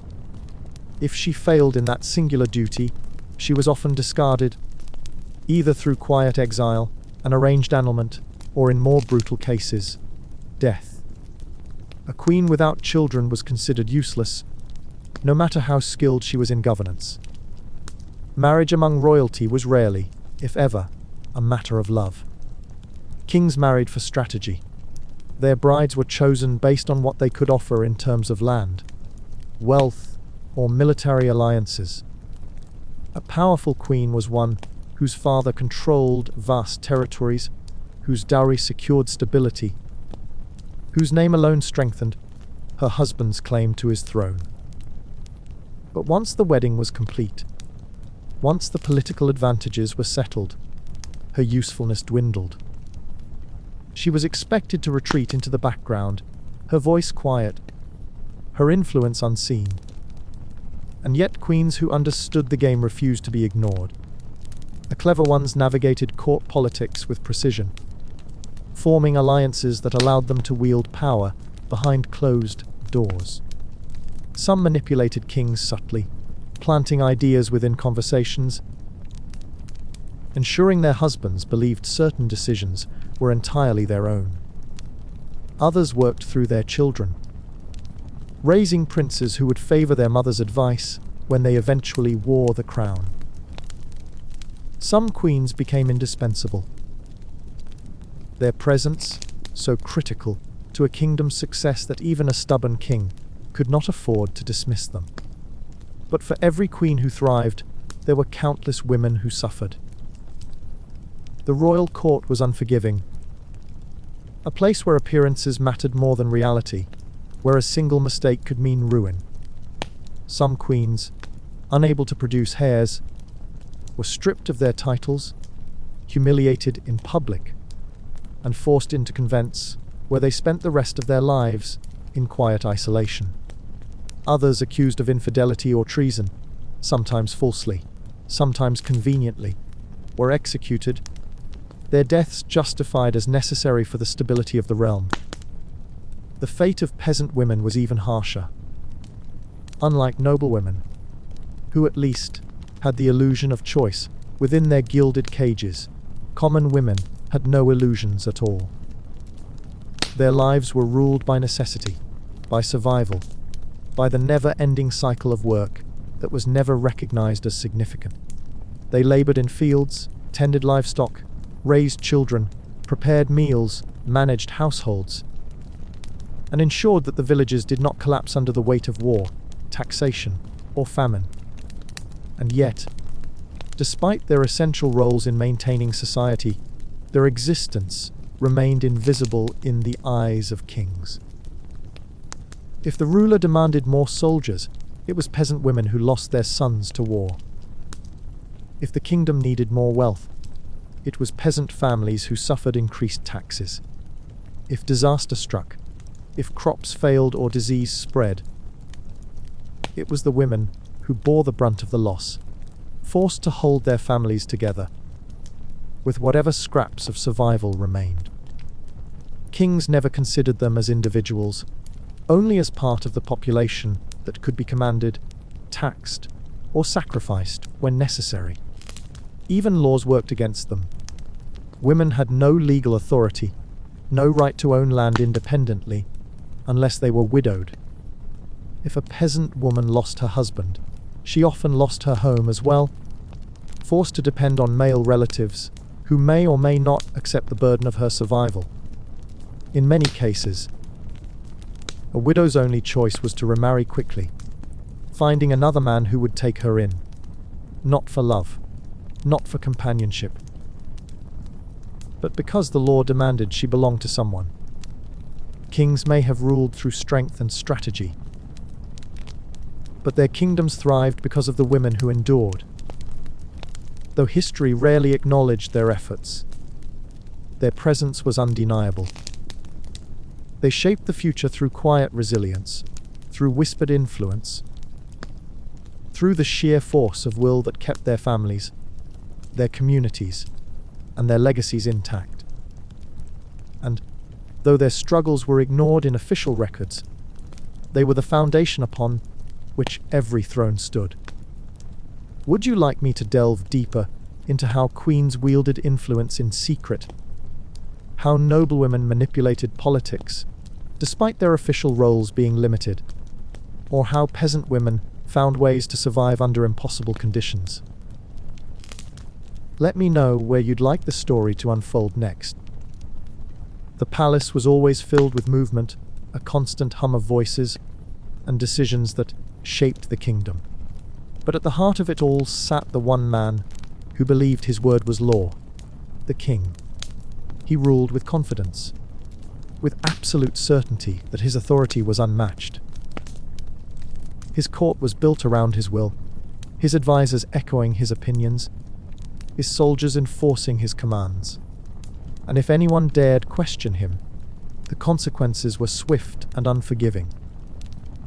But beneath the weight of his rule, beneath the layers of ceremony and tradition, there was a quiet truth that history often overlooked. Women, though dismissed publicly, were still present. They were not just wives, not just mothers, not just daughters traded for alliances. They were figures who understood power in ways the king never cared to acknowledge. Some fought for influence, bending the rules that confined them, while others survived through patience, waiting for the right moment to shift the balance. The queen, if she was fortunate enough to hold the king's favor, could wield authority behind the scenes, influencing policies through subtle conversations rather than official decrees. She could guide decisions by appealing to his pride, by framing her suggestions in ways that made him believe they had been his own ideas all along. But this was always a fragile position, one dependent on the king's moods, his ambitions, his perception of her value. A queen who failed to produce heirs, who spoke too boldly, who challenged the wrong person, could quickly find herself cast aside. Some were sent away to distant estates, their presence erased from court. Others were forced into convents, hidden behind walls so they could no longer interfere. The most unfortunate ones met much darker fates, their downfall justified by accusations of treason or betrayal that may or may not have been true. Beyond the palace walls, women had even less room to maneuver. Peasant women lived under laws that did not protect them, under rulers who did not see them as anything more than a necessary part of the population. Their survival depended entirely on their ability to work, to endure, to adapt to whatever demands were placed upon them. They carried the weight of families, of villages, of entire communities, but they had no voice in the decisions that shaped their lives. If the king raised taxes, they suffered first. If war erupted, they lost sons, husbands, brothers, and still they continued, because there was no alternative. Every decree issued from the throne was made without considering the women who would bear the burden of its consequences.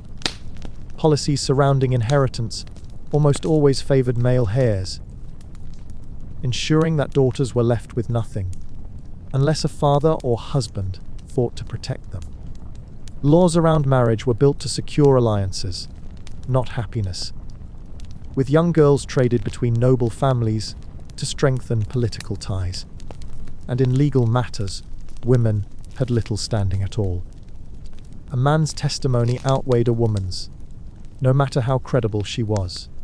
A widow was expected to remarry quickly if she wanted to hold on to her home, her security.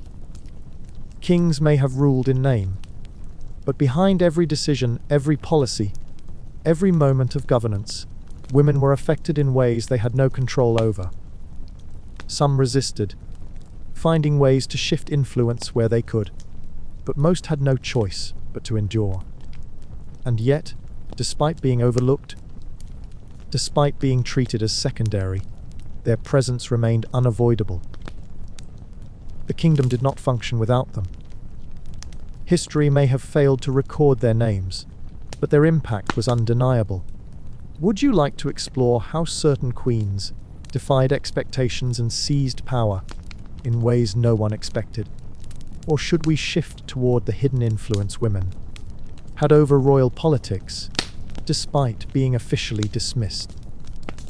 The kings sat on their thrones, surrounded by courtiers who spoke in rehearsed pleasantries, advisors who nodded along to their every word, and generals who assured them their armies were unmatched. They believed their rule was absolute, that their decisions shaped the kingdom without question, that their power was unchallenged. But behind the golden halls, beneath the weight of their royal decrees, women were moving. And the kings, they had no idea just how much they depended on them.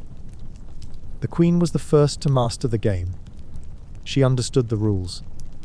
She knew she was expected to bear sons, attend ceremonies, and remain in the king's shadow. She played her role perfectly. But while the court whispered of her beauty, of her grace, of her supposed meekness, she was planting ideas in the king's mind. Carefully, deliberately, so subtly that he never realized the decisions he made were hers all along. A suggestion here, a remark over dinner, a cleverly placed comment during court proceedings.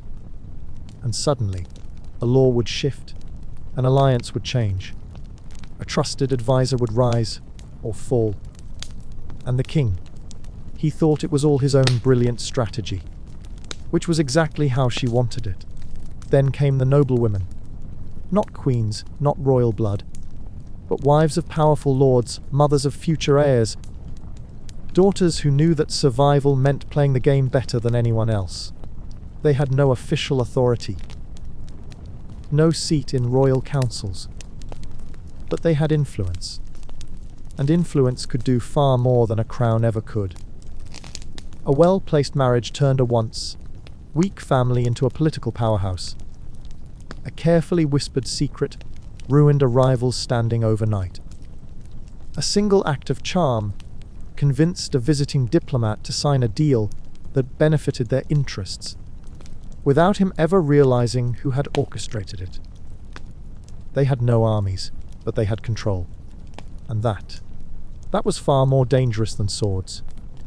Then there were the mothers of kings, the women who had raised rulers before they ever wore their crowns.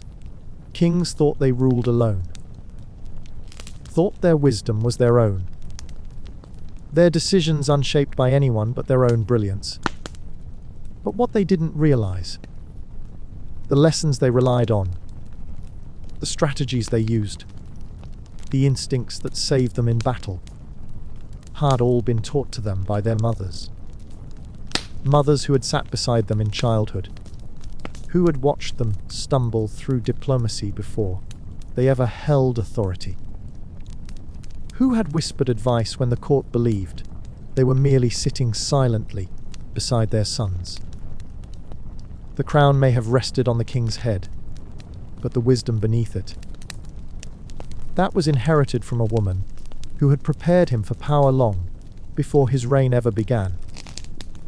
Even the peasant women, the ones history ignored entirely, the ones no king ever acknowledged, had their own way of ruling, not through courts, not through diplomacy, but through the force of survival.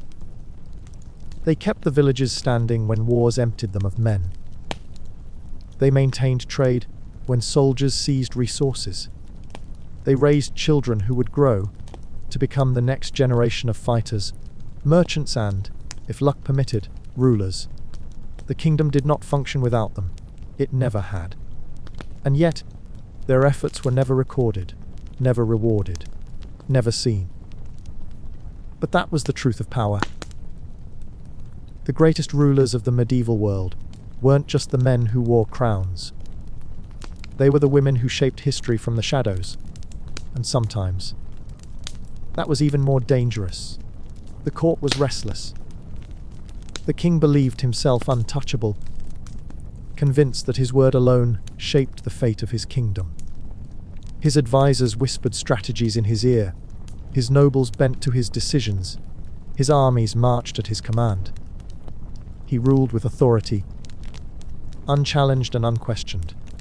Or so he thought. Because beneath the weight of his rule, beneath the layers of ceremony and tradition, there was a force moving quietly, shaping the world in ways he refused to acknowledge. The women.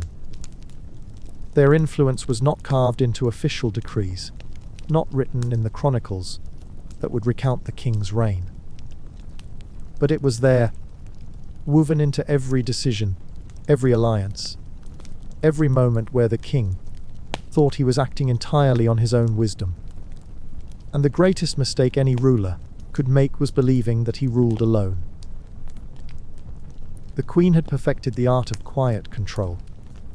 She understood the limits placed upon her. She knew the court would never openly credit her for the kingdom's prosperity, that her name would not be etched into history beside the victories her husband claimed as his own. But none of that mattered, because power was not measured by recognition, it was measured by influence, and hers was undeniable. A subtle shift in conversation ensured that the kingdom's trade routes favored her allies. A single suggestion over dinner led to treaties being signed with nations that benefited her interests. A well-placed remark dismantled the career of a rival advisor who had underestimated her ability to maneuver court politics. The king believed he was making these decisions entirely on his own, and that was precisely how she wanted it. Beyond the palace walls, the noblewomen played a similar game. They had no official seats in councils, no right to dictate policy, but they had knowledge. And knowledge was far more dangerous than any official title. They understood the balance of power, the conflicts brewing between noble families, the carefully concealed rivalries that the king, in his arrogance, often overlooked. And while he issued orders from his throne, convinced that his words alone dictated the course of the kingdom, the noblewomen were working beneath the surface, ensuring that those orders aligned with their own interests. A marriage arranged with just enough political pressure ensured a family remained loyal. A quiet conversation between rivals prevented a feud that could have destabilized the kingdom. A carefully shared secret reached the right ears at the right time, unraveling a plot before it ever had the chance to take form. They had no crowns, no armies, no official authority, but they had control.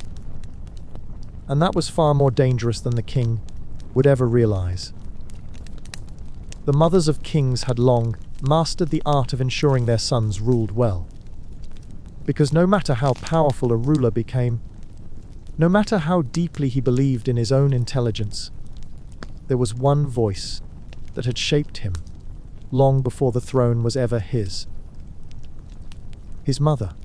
She had watched him grow, had whispered lessons to him before he ever understood their importance. She had taught him patience, where his instincts demanded recklessness, strategy where he once acted without thought, the delicate balance between power and persuasion. And even as he ruled, even as he surrounded himself with men who spoke of war and conquest, he still listened. Because while his advisors could be replaced, while his generals could shift loyalties, while his nobles could change allegiances, his mother's words had been there before any of them. And they remained, whether he admitted it or not. Even the women history ignored, the peasant women who lived far from the halls of power, were shaping the kingdom in ways the king never considered. They worked through exhaustion, ensuring villages did not collapse when war drained them of men. They preserved resources when taxes stole what little wealth they had. They raised children, preparing them for a future that would demand more than survival. The kingdom stood because of them. And yet, they were never acknowledged, never rewarded, never seen. But that was the truth of history. The greatest rulers were not just the men who wore crowns. They were the women who ensured the world did not crumble beneath them. And sometimes, that was even more dangerous. The world had changed. Not suddenly, not all at once, but slowly, steadily, in a way that could not be undone. For centuries, women had fought battles that history never recorded, had shaped the future without recognition, had carried the weight of survival while the world refused to acknowledge them. Their labor had been ignored. Their influence had been dismissed. Their voices had been silenced. And yet, despite every attempt to suppress them, despite every law, every tradition, every whispered warning that told them their place was never meant to hold power, they persisted. And now, there was no question. Their decisions mattered. Their rights were undeniable. And their presence was no longer something that could be overlooked. The kings had long since lost their grip on absolute control. Once, they ruled without challenge, their words law, their choices unshaken by anything but their own ambition. But as time passed, as the world shifted, as history slowly bent toward justice, the illusion of their unchecked authority crumbled. Because women had never been weak. They had never been silent. They had simply been waiting for the moment when the world could no longer ignore them. And that moment had arrived. The balance had finally tipped. Not just in royal courts, not just in noble families, but in the lives of every woman who had once been forced to endure without question. Their choices were recognized. Their voices were heard. Their futures were theirs to decide. And for the first time in history, they did not have to wait for permission. Because the world had finally accepted what had always been true. Women had never needed to ask for power. They had held it all along. The story had reached its ending, not in quiet submission, not in forgotten sacrifices, but in undeniable victory, and the world would never turn back.